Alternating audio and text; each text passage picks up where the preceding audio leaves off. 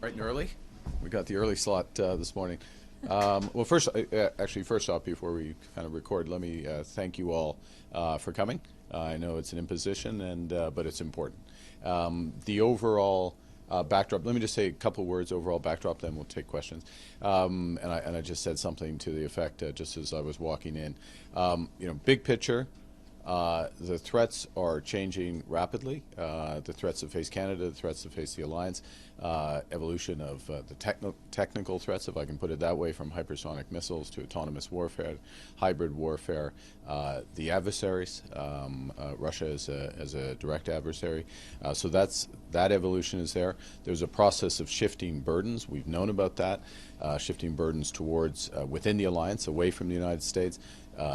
United States still in the alliance without question, but shifting towards Europe and Canada, and those burdens being picked up. And the capacities are being built, and you've seen recent announcements. There's more announcements today from Canada in terms of our procurement, building capacity, across maritime capacity with the sub announcement, light vehicles, munitions, the aircraft announcement, which we've now seen endorsed by NATO with the Global Eye, and that puts us in a position. Last point, and then we'll go to questions. The way we see things is a NATO that is moving towards burden shifting, more regional integration within a NATO umbrella. And so, par rapport le Canada, et c'est l'Arctique, c'est la responsabilité de l'Amérique du Nord, et puis en effet une crescent de l'Arctique juste du mer du Baltique. OK. Concernant, M. Carney, oui. la Banque de la Défense, il oui. y avoir des discussions avec la Grande-Bretagne. Est-ce qu'il pourrait y avoir une sorte de fusion avec l'initiative britannique là-dessus? J'ai eu une discussion hier soir avec M. le Premier ministre Starmer. Il y a des discussions tout le temps. J'ai eu une discussion il y a quelques semaines avec M. Brown, l'envoi spécial pour le Royaume-Uni. Des initiatives, selon nous, ils sont complémentaires. Parce qu'il y a une banque qui donne des prêts, des investissements. C'est l'initiative du Canada et 8 autres pays à ce moment-ci. Et c'est plus une initiative d'approvisionnement du Royaume-Uni. Mais on peut voir les concordances entre les deux. Parce que si on a l'approvisionnement prévisible, c'est plus facile de financer des petites et moyennes entreprises, par exemple. Alors, il y a des discussions. Je suis sûr que les discussions vont intensifier sur cela, parce que c'est une alliance, au fond. In English, I'll shorten it. Complementarities between the two initiatives. The MDM, the initiative of the United Kingdom, is pretty much a procurement initiative, sovereign procurement. There's an obvious complementarity between that and a bank, which is what the DSRB is. If you have more predictable procurement, it's easier to finance against it. I mentioned that I spoke with Prime Minister Starmer about it last night. There's been discussions amongst our officials. I'm sure those will pick up. It's an alliance after all, and we're all looking for the best ways to move forward as these capacities build up. The Secretary General said coming into this meeting that he would like to see from alliance members a clear and credible plan towards 5%. So did we present a comprehensive plan to NATO? At the same time, the C.D. Howe Institute has also said that Canada needs to be fiscally transparent about how it's spending defense dollars. And so publicly, can you say what our plan is for 5%? Well, the first thing is, and this is what the public needs to know, is that the commitment at NATO is 5% 2035, so it's 9 years from now. First point. Second point, in a world where threats are evolving rapidly and burdens are shifting, what is also was agreed at the Hague Summit is that those objectives, those percentages, will be reviewed in 2030. Okay, so those two things are part of the overall environment. That's sensible, and Canadians expect us to be sensible. We have a need to increase our defense spending, increase our resilience spending to protect Canadians first and foremost, and to support our allies. And we have some catch-up to do, without question. I came into government, we were spending 1.4% of GDP on defense, direct defense expenditure. We got that to 2% in the first time since the fall of the Berlin Wall. That's going to scale up to 2.5% over the fiscal framework over the course of the next 4 years. And in addition, we're spending 1.5% of GDP around resilience. So by the NATO definition, before the end of this decade, we are spending 4%. I'll remind, the 5% is out there. What's important, what people care about is, I mean, yes, the bond market cares about and being responsible with taxpayer dollars, that's fundamental. But what matters is those capacities. What are we actually spending the money on? The first thing we spent money on was paying the women and men in the Canadian Armed Forces properly. Payments that match the weight of their responsibilities. In terms of fiscal transparency, I'm conscious of other questions, and we can go into this in more detail. I'm perfectly happy to. We have provision, for example, for the submarines, already provisioned for that within that fiscal track. So the decision that was announced yesterday, contract still to be negotiated, but the decision was out 2 days ago, apologize, that will not have an impact on the budget, because the money has already been set aside for that. We will lay out in the budget an update with the decisions we're taking, where the fiscal track is, where the defense spending is, how we're spending the 1.5% on defense-related expenditures, resilience expenditures, and that's the right time to do it. On burden shifting, yeah, sir. sure. Yesterday, Secretary General Rutte announced big new capabilities for NATO: airlift, refueling, Yep. area surveillance. But when President Trump arrived, all he talked about was the refusal of the Allies to participate in the attack on Iran. Is there a mismatch between alliance leaders who want to talk about what NATO can do and a president who's fixated on what NATO won't do? The alliance is a defensive alliance. It's not an offensive alliance. And in a world of evolving threats, it's important that we, as your question suggests, that we put ourselves in a position where we can defend our citizens. And that defense, that robust defense, has to be highly, highly credible to deter attacks and prevent the type of suffering we're seeing in Ukraine. Is there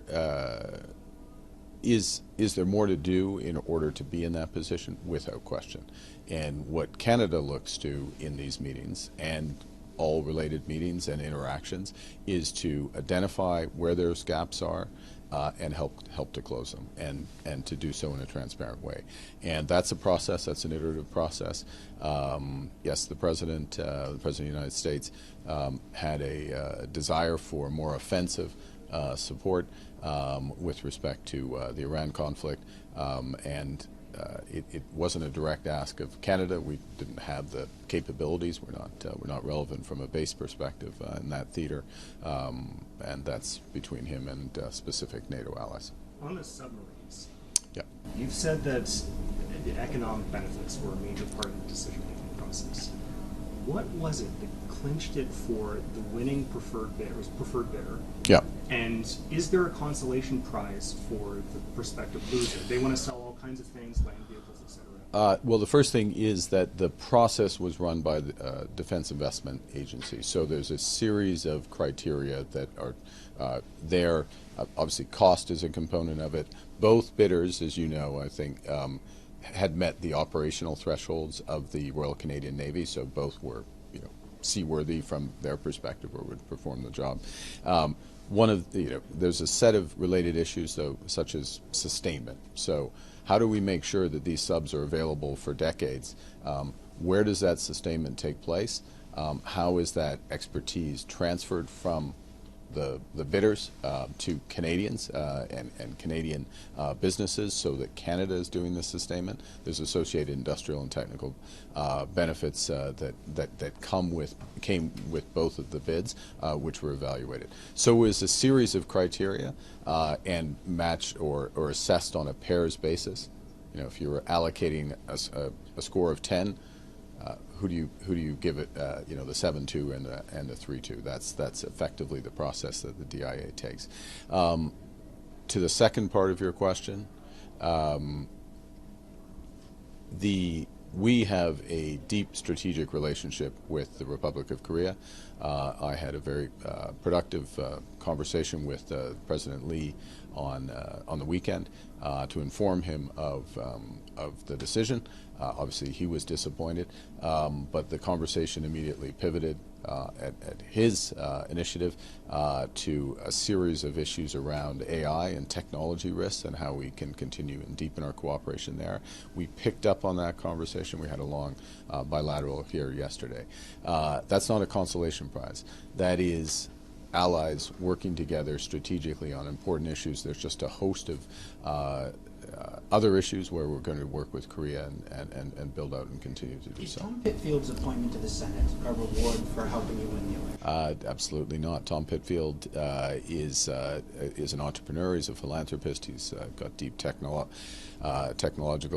knowledge about technology, and particularly with respect to the last aspect, it's we look at the Senate as a whole and what the competencies are, and obviously familiarity with government, familiar with legislative processes, other things are helpful, but we want some core competencies in there as well, and where the Senate is more deficient and there's people who are willing to serve, I'm very pleased that they are.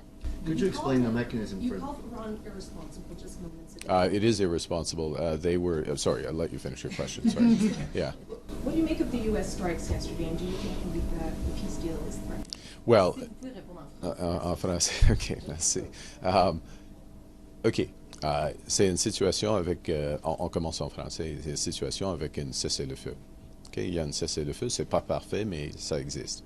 Il y a, et le cessez-le-feu a été renforcé par le président des États-Unis pendant le funéral de l'ancien chef de l'Iran pour 6 jours.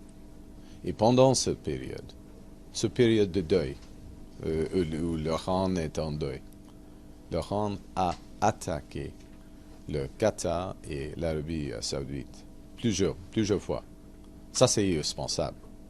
C'est pas correct du tout, mais ça c'est irresponsable. Alors, il y avait une réponse des États-Unis et c'est pas joli, mais c'est correct. Alors, oui, la situation est fragile. Le Canada veut que tous les pays impliqués vont renforcer, vont réinstiller le cessez-le-feu. In English, if I may, this is a situation where we had a ceasefire as part of the peace deal that had been reinforced by the U.S. President during the 6-day period of mourning for the late Ayatollah Khamenei. And during that period, Iran attacked multiple times.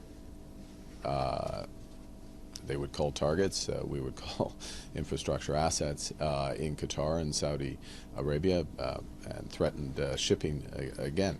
That's irresponsible. It's not right, and the United States has responded as appropriate to look to stop this behavior and put in place at least conditions to reestablish the ceasefire. So, as I said in French, it's evidently a fragile situation. You talked to Trump on Sunday. I did, You yes. said he was in a good mood. He didn't sound like he was in a good mood. Is this that? He was in a good mood at dinner last night as well. Okay, so I mean, I'm publicly not he his. comes and he says, right, come on, I'm going to pull out. Or is this performative from your perspective? I'm not asking you to criticize him, but the public sees two very different things, and then you say he's in a good mood and all's fine with the spending. Well, you added that. Yes. You did. So I'm going to call you on that. Look, I think the president, as did President Obama, which I just said to someone else, is looking for a shift of the burden within NATO. That's appropriate. That is happening. That's gaining momentum. That's part of the point I made to President Trump when we spoke a few days ago, is that it's not just he's winning the argument, he's won the argument. Countries recognize that they need to take more responsibility, see the direct threats. Now, the question for NATO, and part of what we will discuss and part of the point I will make in the room with my 3.5 minutes of time, so which is about a quarter of the length of my normal answer, I know, so I apologize, is that those shifting burdens are going to be, in our view, most effectively done, obviously with greater capacity. We have to spend more, we have to build these capacities, that's what we're doing, but in ways that recognize the regions in which we operate. So for Canada, North America, obviously, up until now, NATO has said, well, North American security, that's your problem. Well, North American security, and particularly Arctic security, and remind everybody that, you know, we've got 15% of the world's coastline. Arctic security is not a flank, it's a front. With the shift in the threats, and Russia is a direct adversary. So spending there and coordinating, not just Canada, but Canada, the Nordics, Canada, Germany, Canada, France, Canada, the Baltics, that crescent is vital for NATO. So that's where the discussion, in our judgment, needs to go, and that is where the planning is going, in our view. We'll do a last question. Yeah. Just for the non-bankers among us, would you explain Things like that. Could you explain how the Yep. bank would make purchases, big-ticket items like submarines in the future, cheaper for the Canadian taxpayer? And is it able to do that as currently constituted, or does it need to grow further and get new members? Well, I think, so first thing is you look at the membership of the bank. Let me give a specific example, which I think answers both parts of your question. And let's look at Ukraine, which is one of the countries that would be a founding member of the bank. I think everybody knows, and it's increasingly understood with a greater degree of specificity, granularity, is that in tragic circumstances, this war since 2014, Ukraine has made tremendous advances in drones and autonomous warfare, in the integration of those capabilities. That is relevant for everybody. Okay, they have expertise, they have production capabilities, and we are in the process, Canada included, of partnering with Ukrainian firms, Canadian firms and Ukrainian firms partnering and building up that capacity. Now, that in and of itself creates a supply chain. I've got a firm in Ukraine, maybe several firms in Ukraine, a firm in Canada, maybe somebody in the Nordics as well, and the ability to finance across that supply chain cost effectively is tremendously valuable. It lowers the cost of it for everybody. Us partnering with Ukraine not just brings technology, but it's cheaper even in a war theater to produce many things in Ukraine because of just volumes and other factors. That also saves money for Canadian taxpayers. And what it does as well, and maybe I should end on this since we're at the NATO Summit, it also pulls, tightens the alliance. It's another mechanism that builds the alliance together. And I think if I can just make one adjacent point, and this goes to taxpayers, what we don't want to do is to all build up in silos. That's very, very expensive. It's not a true alliance. It can be human nature to do that, say, okay, we need this capability. And so what Canada's been focused on is, and this, you've heard us say this many, many times, working with like-minded partners so that we exploit those complementarities, and I mean exploit in a positive sense, and that's part of what we're seeing. We see it with the Global Eye aircraft. We're seeing it in how we will build out the submarines with the TKMS bid. Did you talk about trade with the president? I talked about this. No trade? I talked about this. Thank you.